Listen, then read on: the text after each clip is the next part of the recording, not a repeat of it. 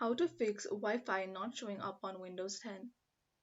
So the first thing you can do is go over and open your Windows setting, and you can do that by clicking on Windows and clicking on the setting icon right here. So the next thing you want to do is go ahead and click on Network and Internet, and once you do that, you'll see this Network Troubleshooter. So go ahead and click on this and it will diagnose and fix your network problem. So if I click on this, as I don't have any problem, it's not giving me any solution, but it will identify your problem and give you try this repair, and go ahead and click on that and click apply this fix, and then it will solve your problem for you. So if this is not working, you can go over to this change adapter options. So click on that and this will pop up. So if this is disabled, this will be turned green, and go ahead and right click on this and you'll see the enable option where mine is saying disable, and go ahead and click on enable.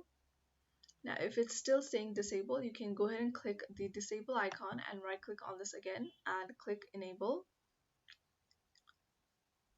So the next thing you can do is go over to your Wi-Fi setting at the very bottom and click on this airplane mode. So turn this on and keep it on for a few seconds, and then go ahead and turn it off again. So another thing that you can do is go over to your home and click on device manager. So go over and open your device manager. So you'll see network adapter. So go ahead and click on this arrow button right here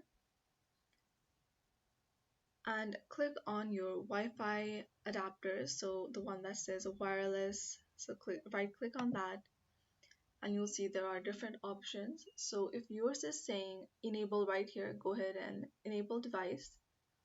If it's saying disable, disable it and then enable it.